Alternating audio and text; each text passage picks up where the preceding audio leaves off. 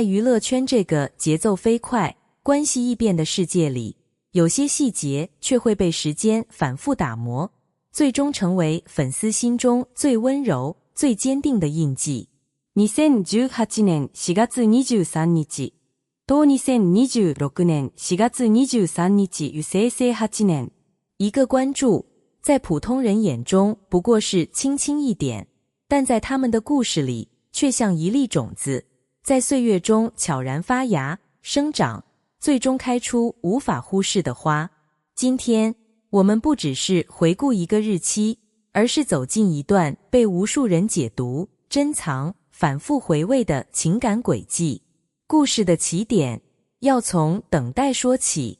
当肖战主动在微博关注王一博之后，那3天仿佛被按下了慢速键。对于普通人来说，这不过是再普通不过的社交互动，但对于当时尚未真正走近的两人来说，这更像是一种试探，一种信号。而王一博没有立刻回应。3天，短吗？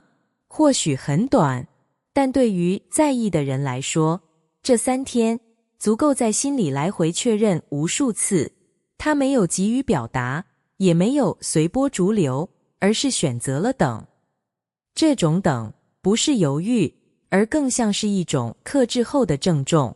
直到4月23日，他按下了关注。那一刻，不只是动作的完成，更像是一种仪式的落地。为什么偏偏是4月23日？很多人会说，这不过是巧合。但当我们把时间线放进更大的文化语境里，就会发现，这个日期远没有那么简单。谷雨，春季最后一个节气，象征着播种与新生。民间有一句话，谷雨3朝看牡丹。也就是说，谷雨过后3天，正是牡丹盛开的时刻。而2018年的谷雨，恰好在4月20日，3天之后，就是4月23日。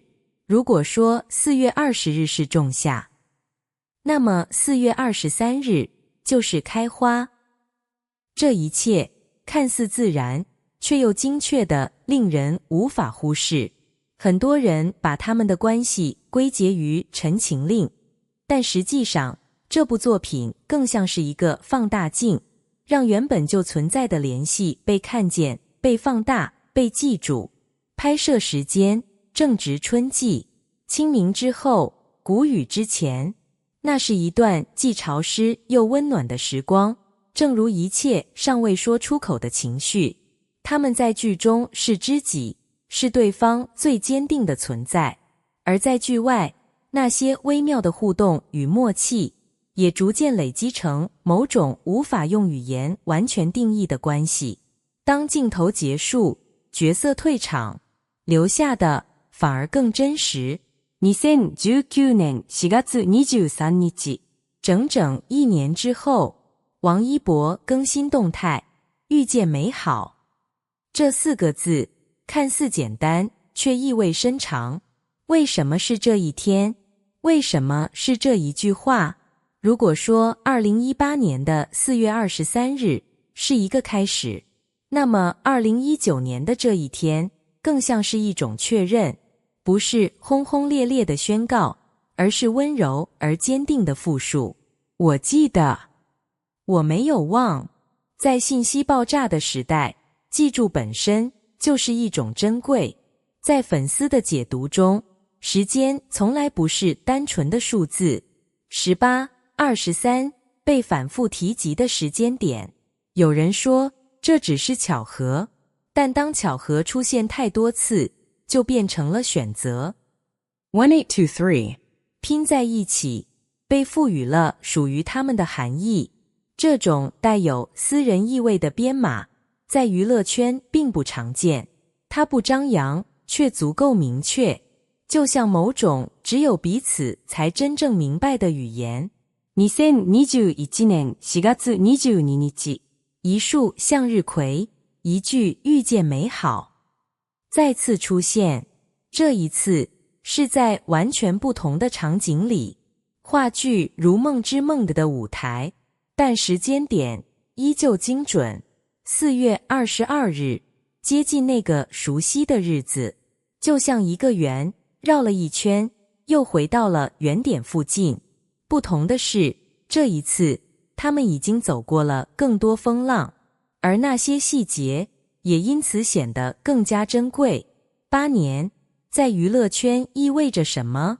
意味着从新人到顶流，意味着从青涩到成熟，意味着经历质疑、争议、沉默与重生。而在这8年里，关注依然存在，没有取消，没有疏远，甚至没有刻意隐藏。这本身就已经说明了一些东西。或许他们不需要频繁互动，也不需要刻意证明。有些关系本就不需要被定义。很多人会问，为什么大家如此执着于这些细节？答案其实很简单，因为真实，不是剧本写好的桥段，不是刻意设计的营业，而是时间里一点一点留下的痕迹。这些痕迹也许微小，却无法复制。它们让人相信，在这个充满计算的世界里，依然存在某种不被规则束缚的情感。当年那个简单的点击，如今已经被赋予了太多意义。但也正是这些意义，让这个动作变得独一无二。它不再只是关注，而是一种回应，一种记忆，一种延续。8年过去了，时间改变了很多事情，却没有带走那份最初的连接。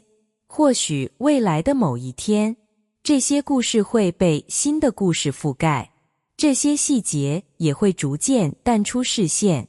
但至少在这一刻，4月23日依然是一个被记住的日子。它提醒着我们，有些相遇不需要轰烈，也可以在岁月中悄然生长。互动提问与 AMP 结尾。那么问题来了，你认为4月23日的关注究竟只是巧合，还是一场被精心选择的回应？在这些细节中，你最在意的是哪一个瞬间？8年之后的今天，你心中的他们是否和最初一样？欢迎在评论区留下你的看法，一起分享属于你的解读与感受。如果你也喜欢这样的深度解析与情感故事，别忘了点赞、订阅频道，我们会继续带来更多精彩内容。感谢你的观看，我们下一个故事再见。